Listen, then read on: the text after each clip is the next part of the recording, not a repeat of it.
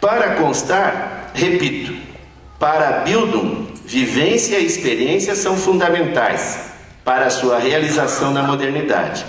Todavia, o empobrecimento de uma delas representa a Bildung, a semi-formação. Gostaria ainda de trazer uma outra reflexão sobre experiência. Trata-se do texto Notas sobre a Experiência e o Saber da Experiência, do filósofo espanhol e professor da Universidade de Barcelona, Jorge La Rosa Bondia. Foi publicado no Brasil em 2002 na Revista Brasileira de Educação. Para ele, La Rosa, a experiência é o que nos passa, o que nos acontece, o que nos toca.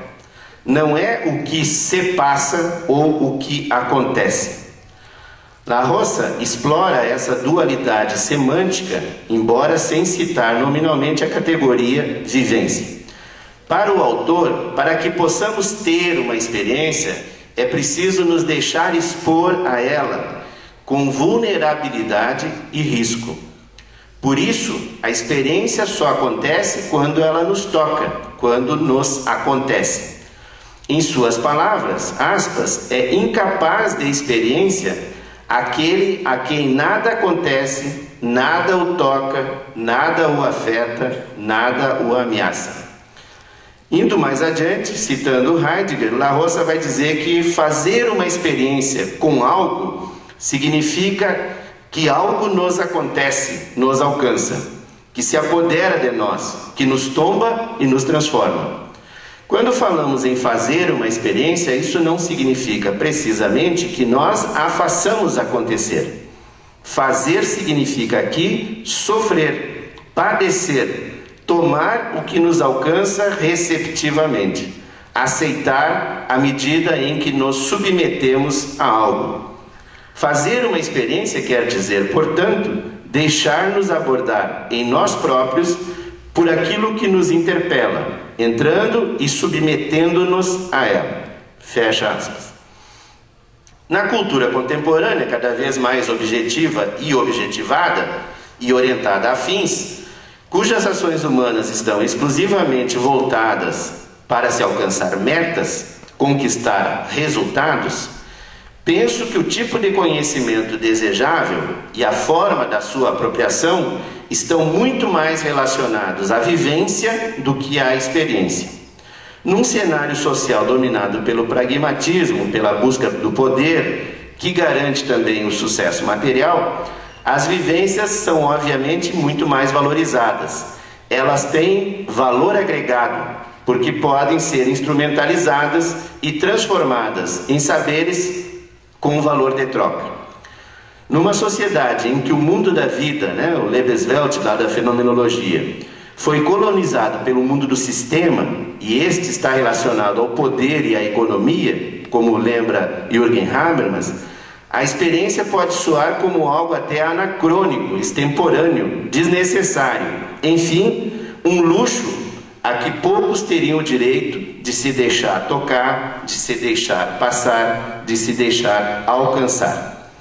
Até porque o conhecimento decorrente da experiência não é um conhecimento que possa ser objetivado, transformado em moeda de troca ou competência a ser mobilizada mecanicamente para fins imediatos.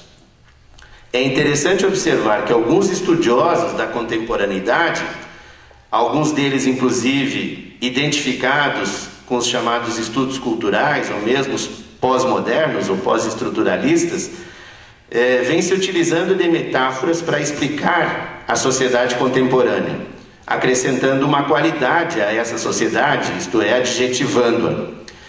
Acho que vale a pena a gente visitar rapidamente algumas delas para ajudar a compreender a dificuldade que eu vejo de falarmos em experiência na contemporaneidade.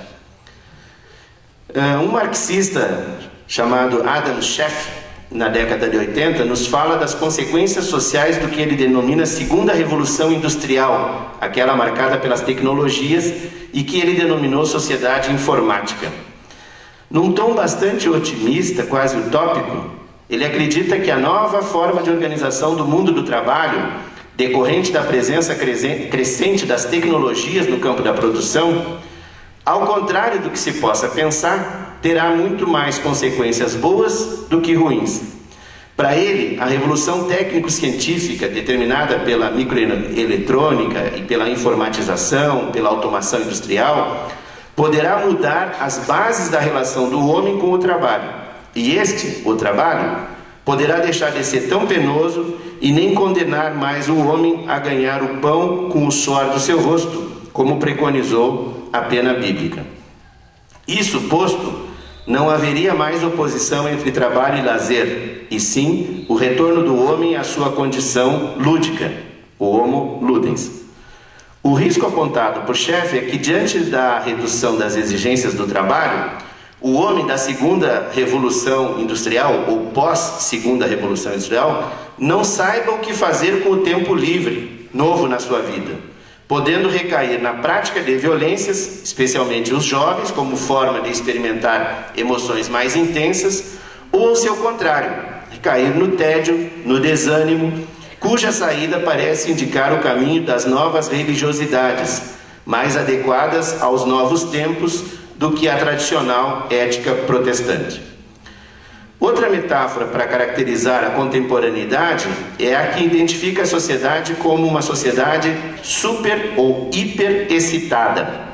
Essa é uma tese muito comum entre os chamados pós-estruturalistas, de que a nossa hiperexcitação decorre da enorme quantidade de estímulos a que somos expostos simultaneamente no nosso cotidiano, especialmente decorrentes da popularização da informática e das novas tecnologias que nos chegam, ou melhor dizendo, nos invadem pela internet, pelo celular, pelo computador. Tudo acontece ao mesmo tempo agora. Essa superexcitação implica ultrapassarmos o estágio da atenção concentrada, do processamento de informação por pacotes, em fila, por hierarquia de importância, por exemplo, a leitura de um livro na sequência proposta dos capítulos, para desenvolvermos uma nova condição de aprendizagem, de atenção múltipla, fragmentada, que exige de nós a condição de realizar múltiplas tarefas simultaneamente.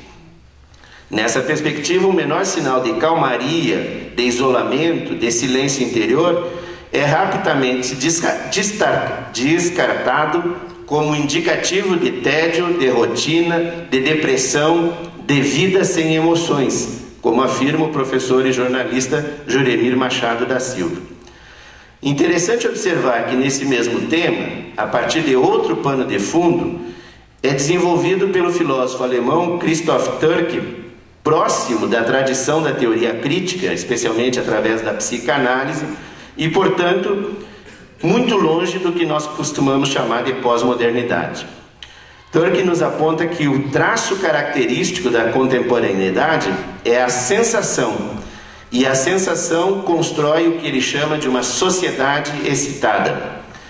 Fazendo um jogo de duplo sentido com a palavra sensação, ele mostra que, além de significar a condição psicofisiológica da percepção, portanto pessoal e individual, sensação é hoje a base da vida social mediada pelo aparato midiático, que através da excessiva circulação de estímulos que excitam e movem os interesses individuais e coletivos, sensacionaliza as instâncias da vida, isto é, provoca-nos uma abundância de sensações. Na contemporaneidade mediatizada, a sensação transforma-se em choques imagéticos coloridos, atraentes, acelerados, que são distribuídos pela mídia e que contaminam e tornam dependente o sistema perceptivo do homem. Como no vício, essas sensações sensacionais tornam-se logo insuficientes, aquém do que precisamos para saciar a nossa fissura. Türke nos alerta que o antídoto dessa droga diária chega muitas vezes, olhem a coincidência, pela adesão incondicional a fundamentalismos, sobretudo os religiosos, ou então por outras drogas, lícitas ou não.